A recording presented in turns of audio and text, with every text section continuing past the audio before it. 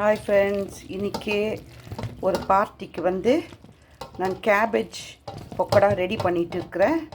இதில் அரிசி மாவு, கடலை மாவு, பெருங்காயத்தூள், கேபேஜு, பச்சை மிளகா, வெங்காயம் இதெல்லாம் போட்டுட்டு நல்லா கொஞ்சம் அப்படியே உப்புத்தூள் எல்லாம் போட்டு உங்களுக்கு தேவைப்பட்டுச்சுன்னா ஓமம் போட்டுக்கலாம்.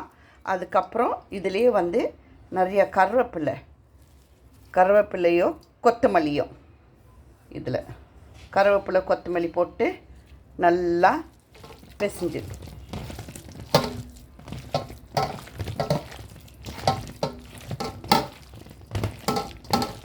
இந்த கன்சிஸ்டன்சியில் இருக்கணும்.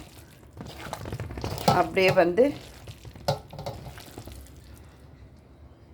இந்த இதில் இருக்கணும், இந்த பதம் இதில் இதோ இப்படி எடுத்து போட்டோம்னா அப்படியே இப்படி அப்போ கேபேஜ் வந்து அப்படியே பொக்கடா வந்து டேஸ்டியாக இருக்கும். இது பண்ணிவிட்டு ஜஸ்ட்டு ஒரு ஒன் ஹவர் அப்படியே விட்டுடலாம். ஆனால் கொஞ்சம் கெட்டியாக இருக்கணும். இது கொஞ்சம் இப்போ வந்து வேறுங்க இப்படி இருக்கணும், இப்படி இருக்கணும். ரொம்ப தண்ணியாக இருந்தால் பிரிஞ்சு வந்துடும். அதனால் கொஞ்சம் கெட்டியாக இந்த மாதிரி இருக்கணும். சரிங்களா?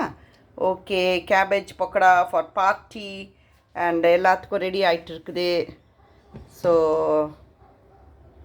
டேஸ்டி கேபேஜ் பக்கோடா நீங்களே வீட்டில் செஞ்சு சாப்பிடுங்க.